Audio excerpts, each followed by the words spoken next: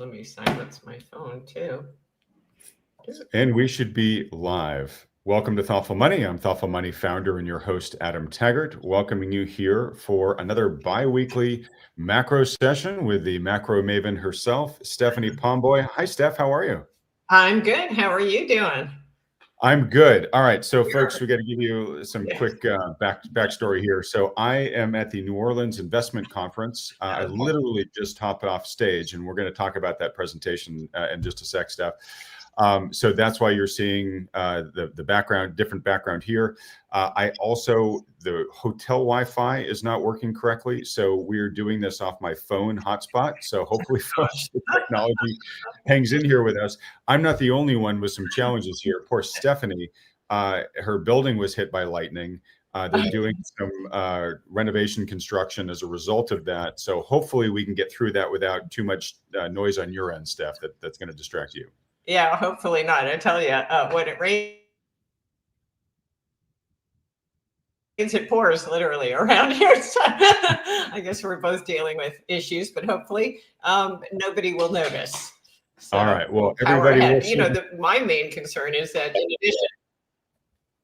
in addition to all these little nuisances, it's going to be hard to talk to data since we've had 35 days with no data from the government, which actually may be a good thing, but yeah, well, just leaves me with that. Let me ask you about that. So, you know, for your regular day job business, Stephanie, you are consuming a lot of data, a lot of it provided by the government, and then doing your analysis off of that. Like you, other analysts, even the Fed, has had to sort of rely now more on other alternative, more private sources of data. And you and I have even sort of asked the question in the past, like, why is the Fed so dependent on really problematic data that comes from the government, like the BLS, particularly like the payroll data around the BLS, when we can actually get you know, the actual payroll data from ADP, right? So is this hiatus we're having here from the government data now maybe actually letting some of this other newer and perhaps more accurate data step more closely into the limelight? And might that be actually a good residual effect from this government shutdown?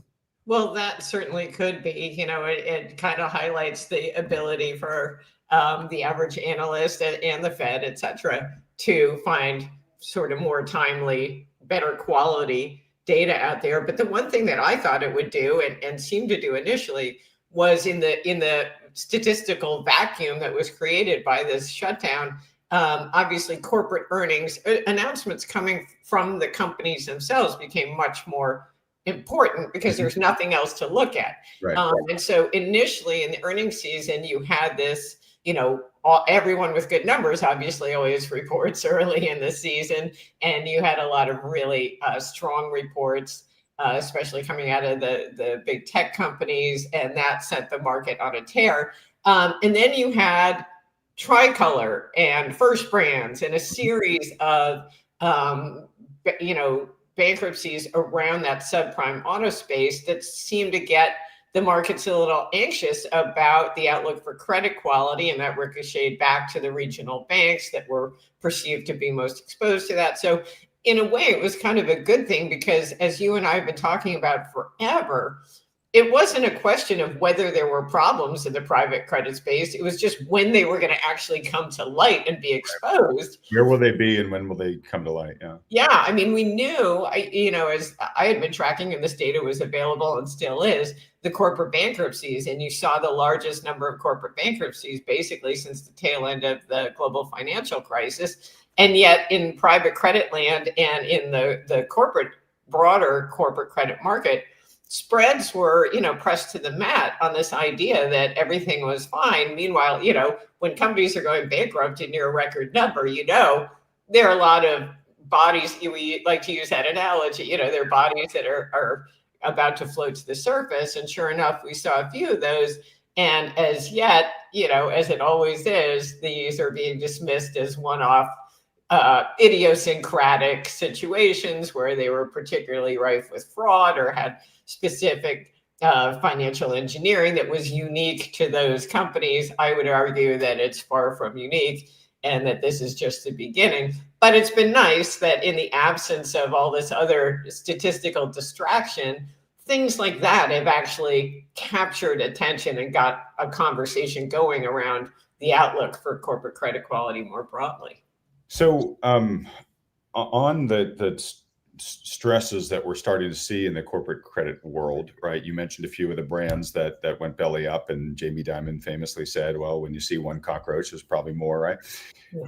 We're all of a sudden too starting to see I don't know if it's record usage, but it's definitely much higher than we'd had before, but usage of overnight repo facilities, Yeah. which is another sign of potential stress in the system, right?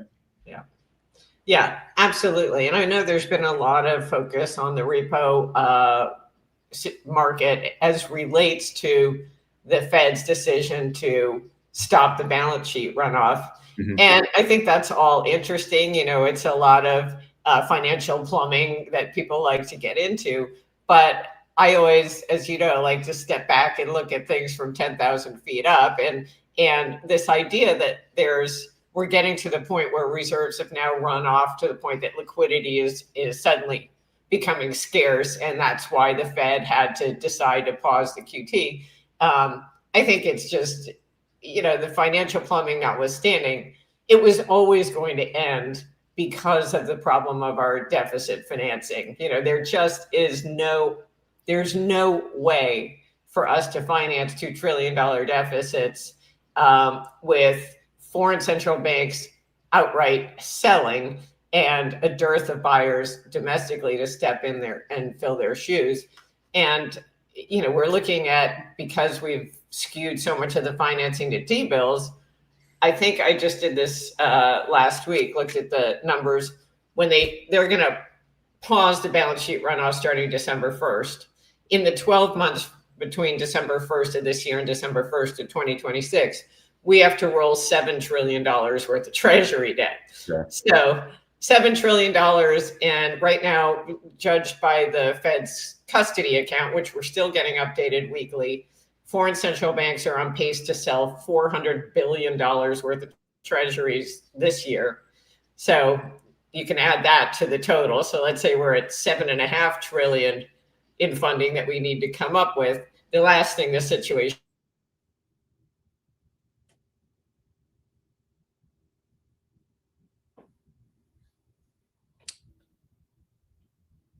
Well, Stephanie froze here on my end. Folks, let me know in the live chat if you're hearing her or if you're seeing her frozen as well.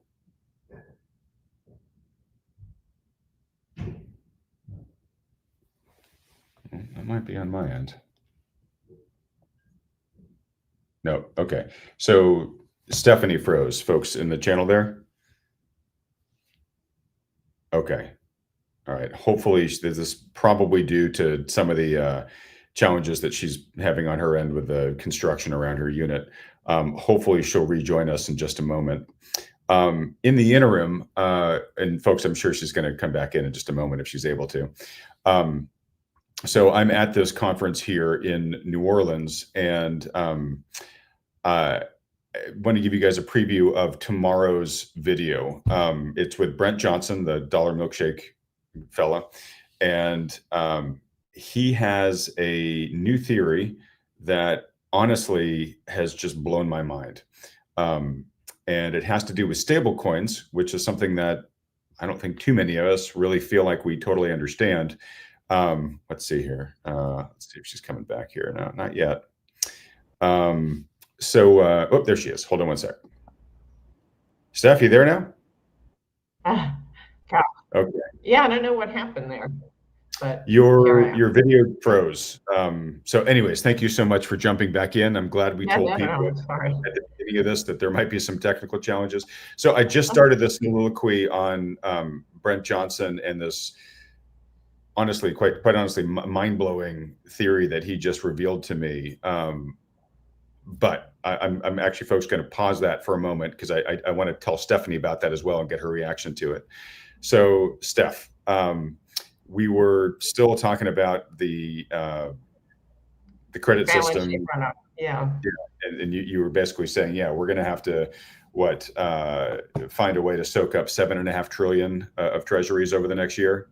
Right. And the way the Fed couched the balance sheet, the end of the QT, is that it's only going to apply to treasuries. They're going to stop running off their treasuries. They're going to continue to run off MBS, and that will generate up to $420 billion a year in money coming off of that MBS book that they can then recycle into treasuries. So essentially, it does enable them to switch, sort of reallocate $420 billion a year to treasuries.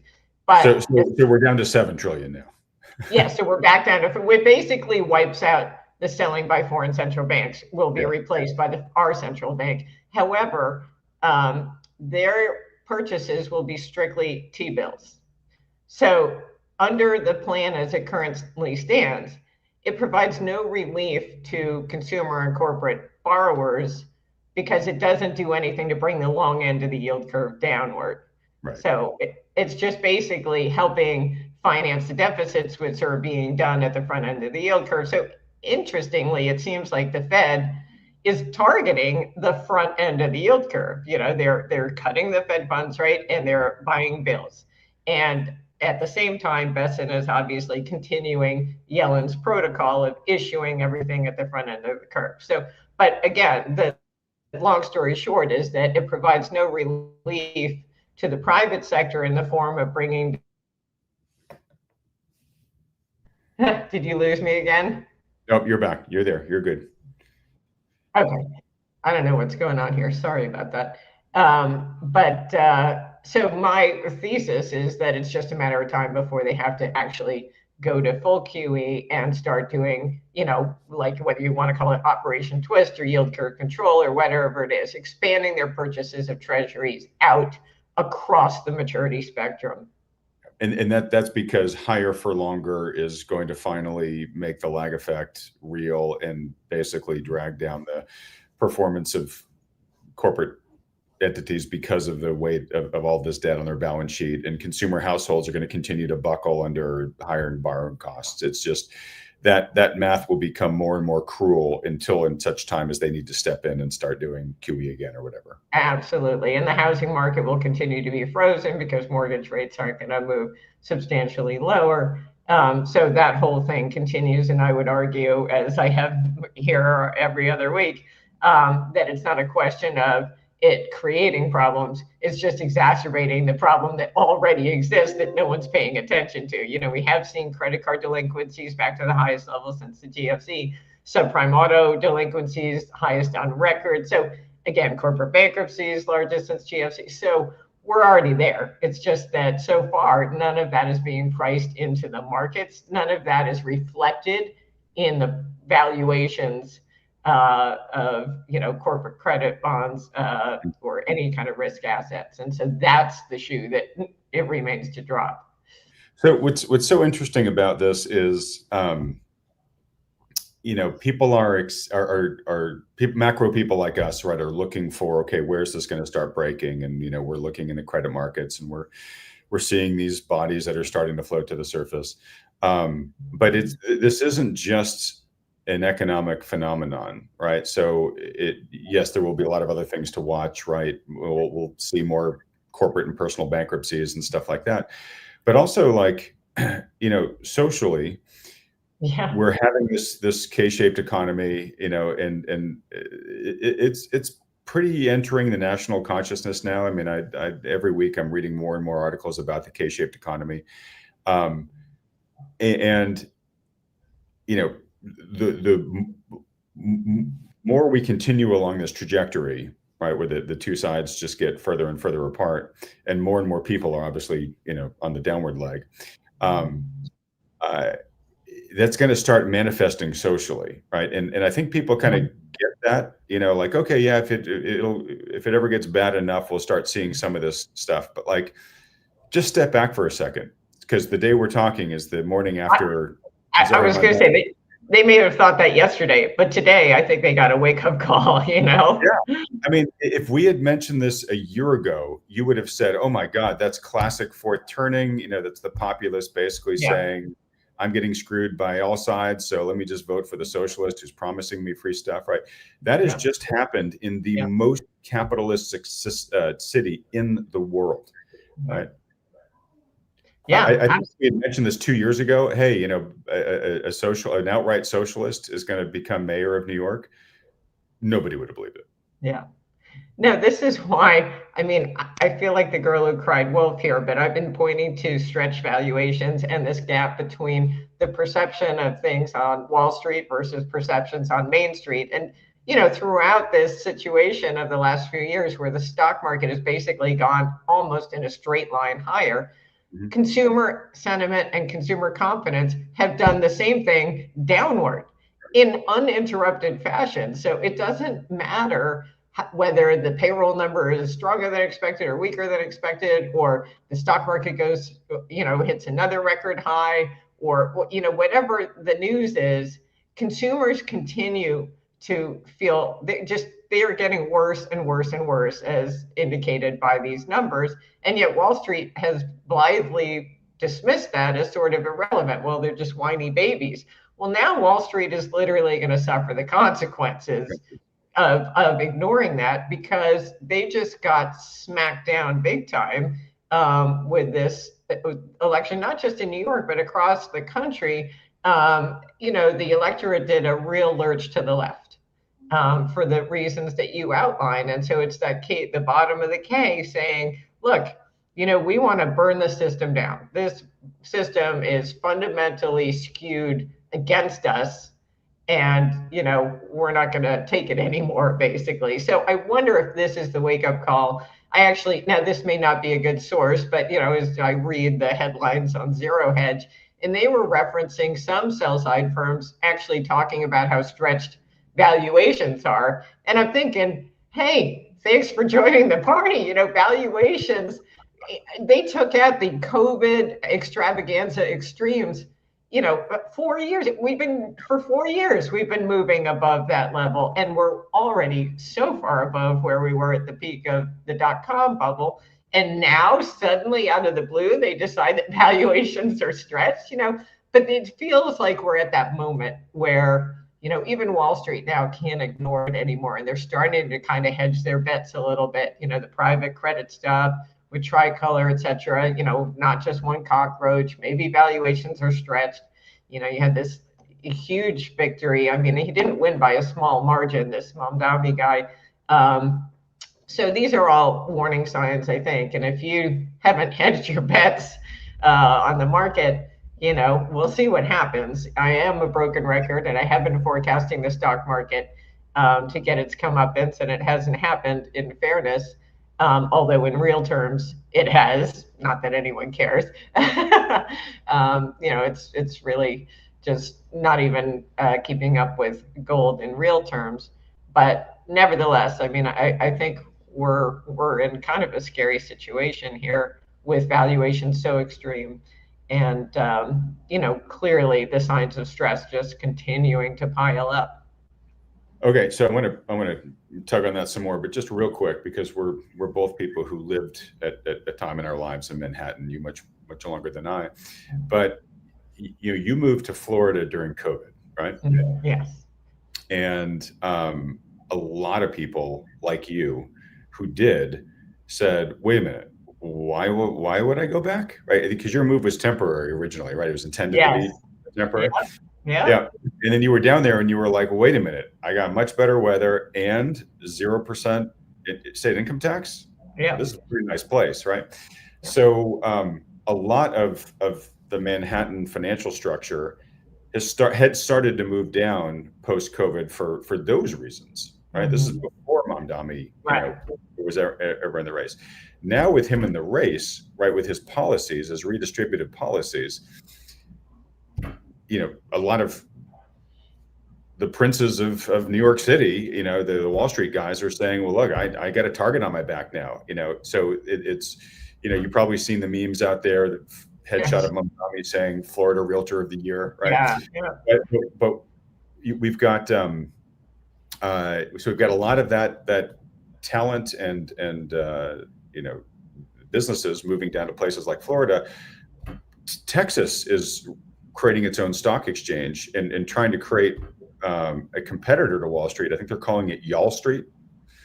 Okay. It's kind of cute. But my question for you, Steph, is just, is this a watershed event that might hit critical mass where Manhattan might permanently lose its status as the financial epicenter of the country or the world at large?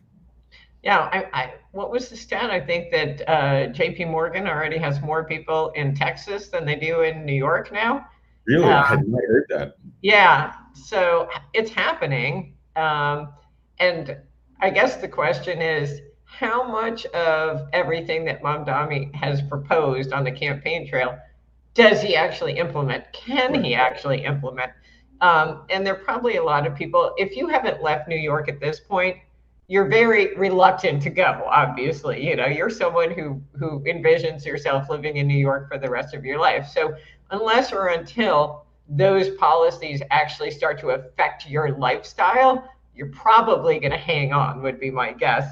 And it remains to be seen what he can actually do there. I mean, I guess one thing he can do immediately is back off on helping the police. And so crime rates will probably go up, and that may be sufficient to get people out of there before you even start, with the government run grocery stores and free buses and all of that stuff. But, if crime moves up in a meaningful way that makes people feel unsafe, maybe we do get another wave. But I think it really will come down to how much does he actually get done that he proposed.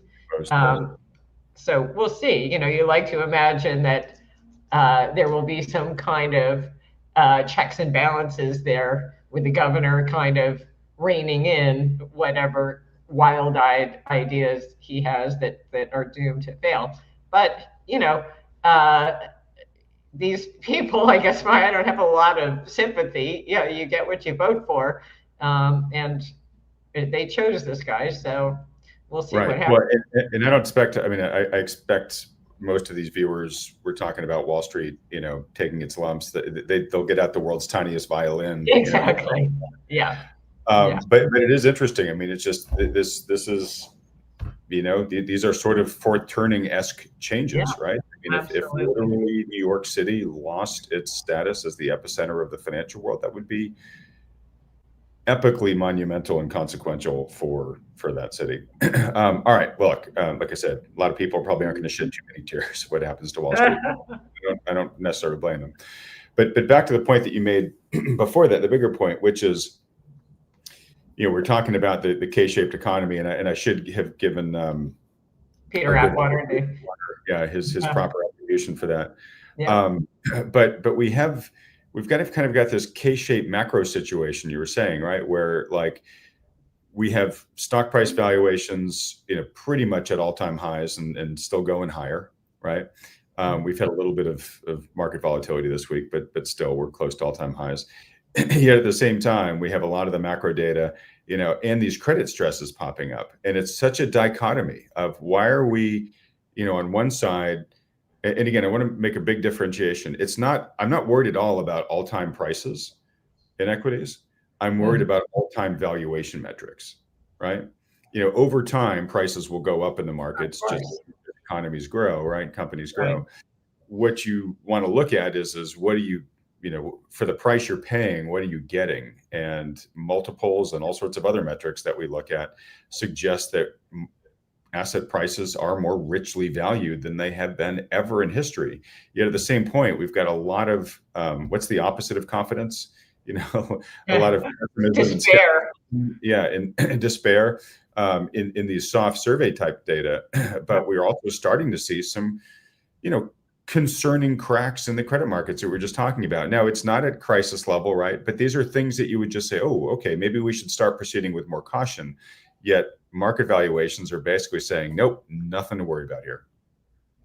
Yeah, absolutely. I mean, I guess the hope all along has been that the easing by the Fed will offset the issues that are percolating now through the corporate credit market and with consumers.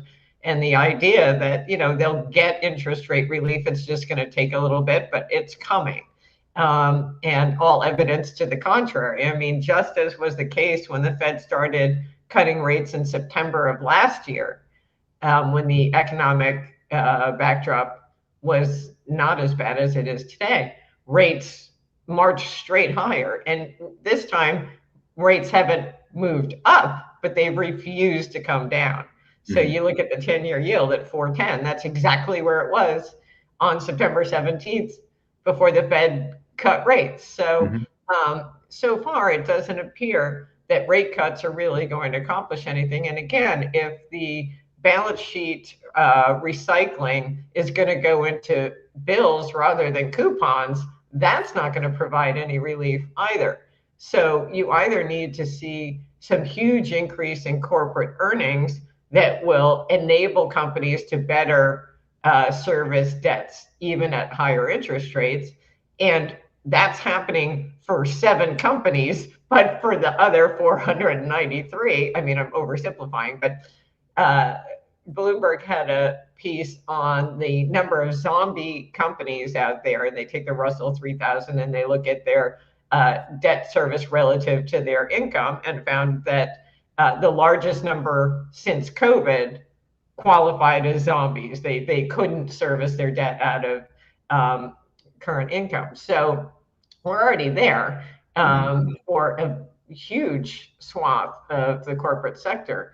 So the problem is that everyone myopically focuses on those 7 companies, whether they realize it or not, because the index is structured in such a way that that's what you're seeing.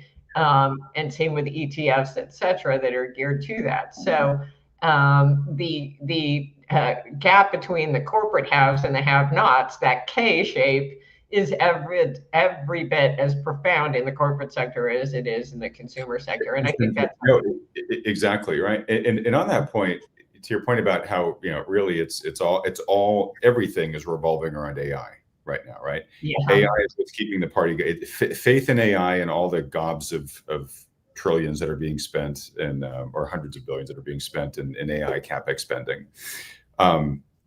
So the market has basically said, we're putting all of our faith in AI, right? And tomorrow is going to be great. And so the prices of these 7 to 10 companies are they're going to keep going up. That's going to keep the market indices supported, and it's going to keep the average earnings for the S&P growing, right? Because that's where all the earnings growth is, right? You look at the remaining 493, it's negative.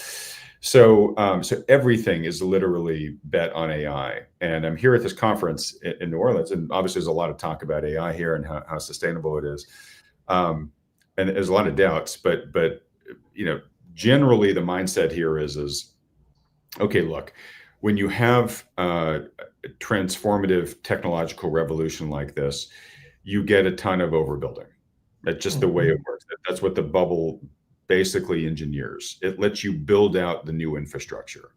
And nobody knows who the ultimate winner is going to be. Nobody knows how high things should go. So everybody is playing to win until you find out how high it can go, right? And then you've hit the peak of the bubble, it comes down. And a lot of companies get destroyed in that process, but then your survivors and new companies then take the infrastructure that's there and then build sustainable businesses off of it going forward. And what's interesting about that argument is in the past, and Steph, you look a little frozen. Okay, you're back again. In the past, I'm back. Yeah, it's okay. When we've done this, the infrastructure that was built, right? We overbuilt the infrastructure, then the bubble burst. And so you had a lot of unused infrastructure that was just sitting there fallow, waiting to be reactivated. And so, railroad lines, right? When after the bubble burst and in the ensuing years, as the survivors and new companies came in and started building, sustainable railroads, that iron gauge was still there. You could run a train on it. When we built out all this excess fiber in the .com bubble, a lot of it went unused for a number of years. But then when the Amazons and Googles of the world, had enough data to light it up. Well, it was all there and ready to be reactivated, right? With these data centers, if we have a bunch of excess compute that goes dark for a couple of years during some bust, the life cycle of those chips is much shorter. Yeah. Right. And so there's a really interesting question to be asked for, will we be able to leverage all this excess compute that this bubble may be creating, or is a lot of this going to be true malinvestment that's not going to be worth that much? Yeah, I mean, there was also that study, I think MIT did, that found that so far people, the companies that had invested a lot of money in capex weren't seeing any productivity benefit from it at all. I mean, admittedly, that was a few months ago. But it does seem like this is one of those things where it gets into that whole psychology where there's this, you've got to be investing in AI. If you're not investing in AI, you're totally out to lunch. Yep. So it's kind of like this peer pressure that you've got to invest in AI, and you've got to invest at least as much as your counterpart next door is doing. And that has created this kind of virtuous cycle where everyone's doing it. The actual benefits be damned, and so we'll get to that point, I guess, where they'll have to go back and rationalize that expenditure. I think that could come sooner than later, not only for the reason you mentioned, which is just the lifespan of these technologies, but also what you're seeing is that investment in AI capex, right now, a lot of the big companies are tapping the capital market to fund that. And I think they're doing that because they're trying to find a way where they can continue share buybacks, but also invest in the capex without cannibalizing the share buybacks, which have become such a crucial part of this boom in stock market valuations. It not only creates, some bid to the stock, but it also inflates the per share earnings metric. So it has this dual virtuous effect. So I think this is kind of a game that's going to be very challenging, especially if, as I keep going back like a broken record to the same topic, especially if the long end of the treasury curve and the entire private market that follows it doesn't move lower. If you don't get lower long rates across the credit complex, then the capacity to continue to tap capital markets at what are generally substantially higher rates than these companies were borrowing at prior becomes, less and less of an option. All right. So Steph, let's just get down to brass tacks then. So in this type of environment, right, where we have the market betting it all on black with AI, right? Yet we see a lot of the signs for concern that you just mentioned, right? In terms of the general economy, but also the signs of concern you just mentioned about AI itself and its own, sustainability. What's an investor to do, right? I mean, your choices are sort of either, all right, I'm just going to learn to love the bomb, right? And I'm just going to AI train and ride this thing for as long as it's going to, or do what? And I'm sure you're going to repeat a lot of, what you've said in the past here, but I know this is something a lot of people, a lot of viewers are wrestling with right now. Well, I will repeat what I've said in the past, and that is, I do believe that AI is something that will be with us forever. I think it's a technology for the future, just like the internet. There were a lot of .com stocks that never should have existed, but that didn't mean the internet wasn't going to survive that bubble. And like you said earlier, so I'm a believer that in AI as a future. However, my sense is that obviously it's reached bubble extremes right now.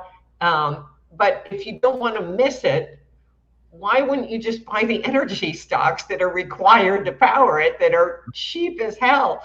So you don't have to miss AI. You can just you can have a basically a warrant on the future of AI by buying these really cheap energy stocks. and not have the downside risk that you have of chasing AI stocks at these valuations. So that would be my suggestion, would be don't worry about, whether it's too late to get an AI right now or trying to figure out which are going to be the companies that survive and power it going forward, et cetera.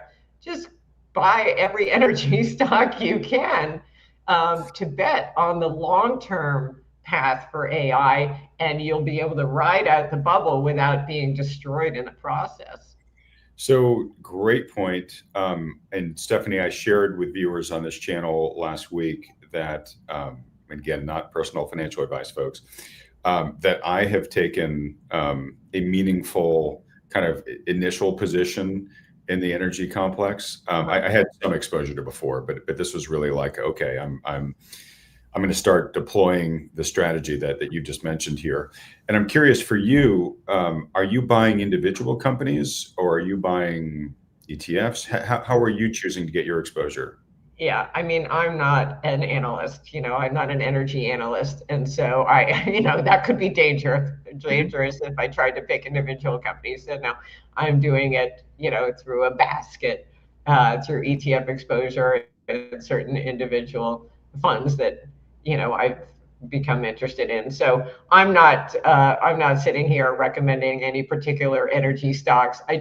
When you look at the broad, S&P energy index relative to the overall market, much less relative to the AI stocks, it's obscene how cheap they are. There's a massive disconnect between those two. So on that, a couple of things. So one, I am buying individual stocks, but I am not an oil stock analyst myself.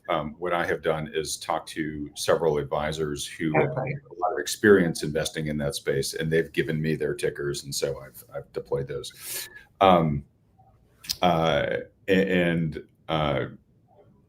Look, the fossil fuel market is a boom and bust market, right? It's how it always worked. The world is still addicted to fossil fuels. Demand for oil every year goes up. Highly unlikely to change anytime soon. And so part of this is just investing 101, right? Which is, okay, when a boom bust cycle, a sector has gone bust, well, that's when you want to buy in. You want to buy quality names at good valuations, and then hold on until you get to the boom cycle, and you get a lot of appreciation for that, right? So there's a rationale just purely from the business cycle there, right? But then to your point, Steph, AI is a story about energy, right? You can't have the AI without the electrons, and to win the AI race, the U.S. needs to have at least as much electrical production capacity as China, and ideally more, right? And China is way ahead of us right now. So we're big time playing catch up. So there's going to be a massive push we're already seeing to build these data centers and get them powered. And the fuel that's going to do that is largely going to be natural gas, right? Which is still trading really cheap on a relative basis. So you've got this kind of double opportunity here of like, hey, business cycle plus this just massive investment cycle that's going to have to happen. And even if you think, I don't want to buy an AI stock because they might be too overvalued, and they could go through a big correction, and maybe the AI company I buy in gets wiped out during that correction over. Yeah, there's risk there. But no matter what happens to market prices for the AI stocks, the government is going to ensure that these data centers get built and that the energy production capacity to power them gets built. So it's like a force of nature, basically, at this point in time.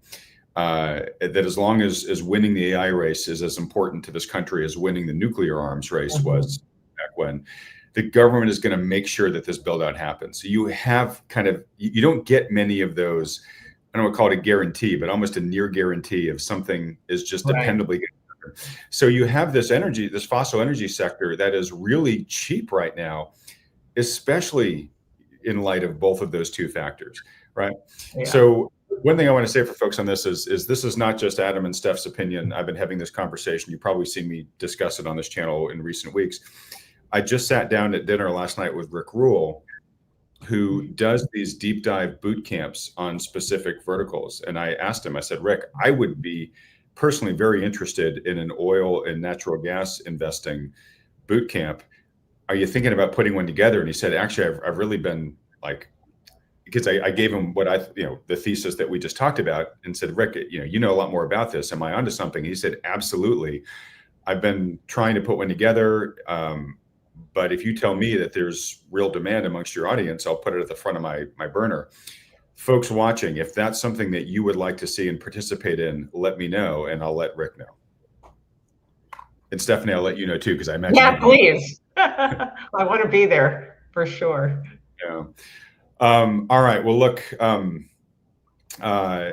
So I'm at this conference, Steph, and I just got off the stage right before we got here, moderating the Future of Money panel, which is it's a really fun panel. I've been moderating it for I don't know how many years now, but it's a great topic. There's a lot going on in that space right now, especially in a year where precious metals have done as well as they have, and even despite its recent correction, Bitcoin also hit an all-time high this year. So lots of really interesting discussion. Brent Johnson had a really interesting theory that I'm going to mention to you in just a moment. But very quickly, a lot of discussion here about the great year those metals have had. I mean, gold is up, even despite the recent cooling off, it's still up over 50% this year. Silver is up over 60%. So a lot of question of like, hey, is the run over? Some fear is, hey, could we potentially re-experience what happened after 2011, where we spiked up in price and then we had a decade of kind of dead money after that? Mm-hmm. I don't believe you think that way, but I'm just curious, what's your latest thinking right now on the precious metals? And have you changed your holdings in any way, given the cooling off that's happened over the past few weeks? Well, I moved even more money into the miners on the weakness. So there is a statement about where my head is. No, I think, I actually look fairly religiously at the total shares outstanding of all gold ETFs. And I look at it overlaid with the gold price. And I know I've referenced this in prior conversations, but for, the last few years, as gold has been moving higher, there was no retail participation here. It was all driven by Asia and Asian central banks, et cetera. It was only when gold broke through 3,500 and then again through the threshold of 4,000 that retail enthusiasm really perked up, and you saw the ETF shares start to pick up in earnest. They remain way below where they were at the peak during COVID. So they're still, even though gold is more than twice the price that it was during COVID, retail investment interest has remained way below what it was at those much lower prices. So hard to look at this and call it a bubble. But what you do see is that everyone who entered at 4,000 has now exited. The ETF holdings have exactly round tripped from where they were at 4,000 back. So I think that's what happened. So we've taken the tourists out? Exactly. You've had the weak hands got flushed out. They came running in at 4,000, ran it up to 4,300, and then, immediately took the money and ran. So I think that's it. Looking at it, could we flush out everyone who got in at above the 3,500? We could, but I would say that, it would be classic, because we would be doing that precisely as the Fed greases the runway to re-expand its balance sheet, basically. And that's another chart that I do. I'm a nerdy chart girl. So if you look at the Fed's balance sheet in gold, what you find is that gold has led the Fed balance sheet by almost a year and a half. It's almost a perfect overlay. Like, gold figures out a year and a half before the Fed makes a change that it's coming. And so we are now at the point where gold has basically anticipated the next leg up in the Fed's balance sheet. And it's happening, it's starting December 1st, they're going to stop shrinking.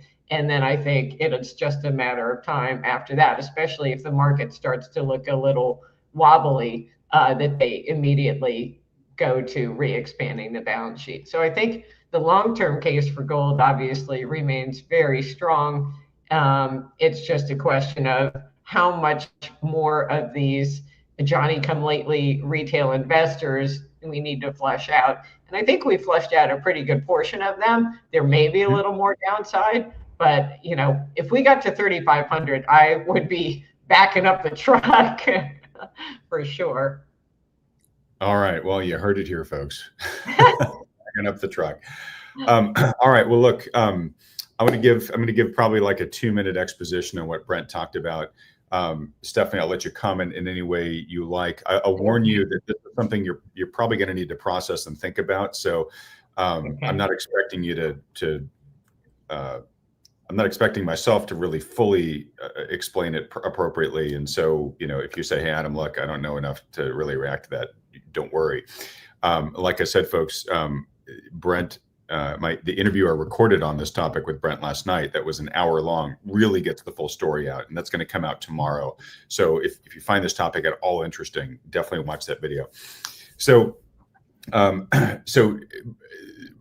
Brent Johnson, developer of the dollar milkshake theory, just published a report last week on stablecoins, right? And I think stablecoins are still something most people are kind of like, I mean, are they important? I mean, I guess I know a little bit about them, but most people don't really feel that they fully understand them or even really know why they're around. And all they know is the administration is all of a sudden real hot and bothered about stablecoins. And I think the headline argument for that is well, the more stablecoins there are, the more US dollar stablecoins there are, the more incremental buyers for US treasuries there are going to be. And that's going to help the administration soak up that $7.5 trillion that you were talking about, right?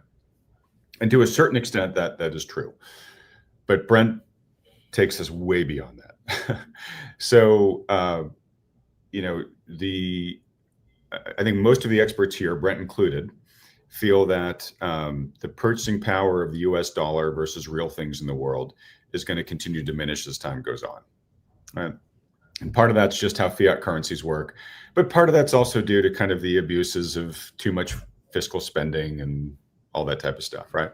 And so, there's a popular narrative out there that says, well, the rest of the world is kind of woken up to that. And they're all trying to figure out ways to de-dollarize.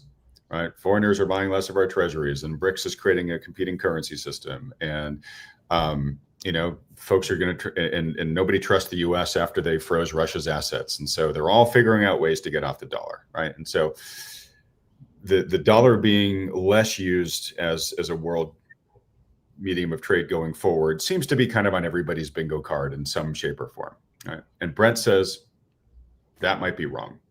In fact, the world may re-dollarize, and stablecoins will be at the core of that. And the reason why he feels that way is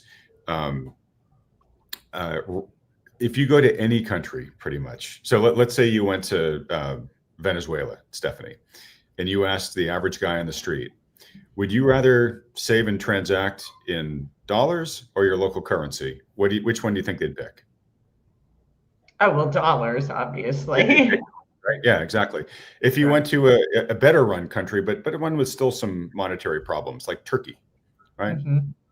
What would their answer be, do you think? Same. Yeah. And Brent doesn't necessarily make this case, but I'm kind of pushing it, which is if you went to Greece and asked the guy on the streets in Greece, would you rather save and transact in the dollar or the euro? What do you think their answer would be? Probably dollars too. It probably would be dollars. Maybe not everybody, but some material percent would probably say, I'd use dollars, right? And George Gammon famously went down to South America a year or two ago to some of these countries that were having crazy inflation, and he had Bitcoin, gold, and dollars, and he said, hey, which of these would you want to have? And everybody picked the dollar. Right, that's just what the world knows. We might not agree with them. We might grab that gold with both hands or the Bitcoin with both hands, but most people see the dollar as the superior means of exchange. So essentially what stablecoins are is essentially a US dollar version of Bitcoin, meaning it is a way to dollarize with very little friction and very low cost. Right. And so what that would unlock is the ability of anybody in any country with an internet connection to start transacting in dollars. You could send dollars, you could get paid in dollars, you could invoice in dollars, you all of a sudden remove all the friction that there is right now in all these other countries for trying to work in dollars, right? And I mean, there's almost no defense against this. I mean, yes, there are things that countries will try to do and whatnot, but it will be very hard once this genie is out of the bottle for it to be stopped in a lot of these countries. So it's a way to kind of not just replace the Eurodollar system, which it could, right? Mm-hmm. This would be a superior way to do this. It could not just replace the SWIFT system, which it could. Again, pretty compelling argument to be made. This could be a lot cheaper, easier, more ubiquitous to use than SWIFT, and the US would control it in a way it doesn't fully control SWIFT right now. So first big idea is like, oh my God, the dollar might like eat the rest of the world or drink the rest of the world's milkshake here, right? By just allowing everybody who wants to finally dollarize to dollarize, the man on the street, right? So that's a big idea number one. Okay, so this is essentially a digital dollar that anybody in the world can use, right? Well, if we're doing that outside the US, would we do it inside the US? Mm-hmm. And the answer is yeah, we probably would, right? And then all of a sudden, you have all the concerns and issues about a CBDC, right? In terms of privacy, control, and all that stuff, right? So that's a really big deal. Now, the third thing is that this would be built, run, and implemented by the Treasury. So with that, you begs the question, well, do we really need banks? Do banks need to control the money supply anymore then? Does the Fed matter in that type of world? Mm-hmm. Brent doesn't necessarily have answers to all these questions yet, but what it shows you is this stablecoin situation could be way larger and way more impactful than most people are aware of or appreciate right now. And folks, I'm still wrapping my brain around this. I just want to let you know that like it has exploded my thinking. I think it will explode yours. Does Brent have it exactly correct or not? I don't know. He's the first to admit to say he's still thinking about it in real time. But if any of what I said catches your interest, watch this interview with Brent tomorrow. And Steph, I'm just curious, do you have any initial thoughts on this?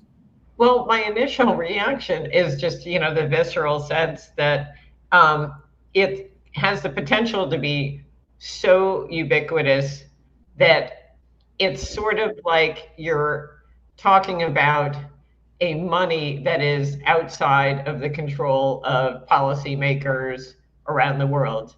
And that therefore, this will be something that they will really work strenuously to prevent from happening. Now, how they can do that I need to really think about. But and we'll have varying degrees of success. China probably pretty good at it. Other countries. Exactly. Probably. Russia, China, India, all those BRICS countries are the ones that are going to really work strenuously. They're already working, overtime to de-dollarize. So the idea of having this be something that, kind of comes in and knocks over all of the things they've been trying to accomplish, I think would be anathema, and therefore they would, figure out whatever ways they could to prevent it from happening. So that would be my immediate impulse. And as for eliminating the banking system, I guess I have sort of a cynical view about that, and that is that we're already seeing that. The shadow banking system is much larger than the conventional banking system already, to the great frustration and chagrin of the Federal Reserve, in terms of its oversight and regulatory job and the potential risks surrounding this shadow banking system. So, this is why I love these big ideas, and conceptually it's fun to think about them. But if the dominoes are lined up and roll over the way I anticipate, and we have a full-blown credit crisis that begins in the private credit space, in the shadow banking area, I have confidence that what will come about as a consequence of that will be policy that endeavors to rein in, to kind of, what do they call it, ring fence that entire system and bring it under the umbrella of the conventional banking system, thereby kind of having everything under the auspices of the Federal Reserve and federal government oversight. And that, again, will create a little bit of an obstacle to some of this. So I don't know. I mean, I guess that's sort of, maybe I'm too intoxicated on my own Kool-Aid to imagine, but I think, the potential for a repricing of risk is one that could kind of basically lay waste to the landscape as we see it now. And these ideas, that are starting at the periphery will be delayed, let's say, in terms of their implementation by the consequences of dealing with the fallout from that, and however aggressive that policy response is. So I don't know. That's just my immediate reaction, but I definitely need to spend a lot more time thinking about it for sure. All right. Well, and if you do watch the interview with Brent, I I'd will. love to talk to you about it, whether on live here in 2 weeks or privately if you just want to pick up the phone. But and look, like I said, this is all still kind of a workshop in process, I think, in Brent's thinking here. But I did push him a bit on your first point there, Stephanie, of hey, what can other countries do around this? And he had some pretty interesting answers to that. To your second point there, you could very well be right. But I do think of this Winston Churchill comment, well, two comments. One, I can't remember who said it, but famously, never let a crisis go to waste, right? Right. Yep. But Winston Churchill said, look, when you're in crisis, the solutions that get implemented are the ones that are already on the table. And what we might be seeing here is them trying to get this on the table so that when the next crisis occurs, this is sold as part of the solution. Okay. Yeah, it could be. That's the neurotic or the skeptic in me. But anyways, folks, that interview with Brent's going to go out tomorrow at 11 a.m. Eastern on this channel. And again, if any of what we talked about here interests you at all, go watch that video. Steph, thank you so much. This hour just flew by. And from the comments here, people just continue. As much as they love you at the start of these videos, they love you even more at the end. So thank you for keeping coming on and doing this. Folks, please show your appreciation for Stephanie by hitting the like button and then clicking the red subscribe button below the video, as well as that little bell icon right next to it. And Steph, folks that would like to get themselves some more Pomboy between now and your next appearance on this channel, where should they go? Well, you can go to macromavens.com and you can subscribe, and then you'll get more Pomboy than you ever wanted.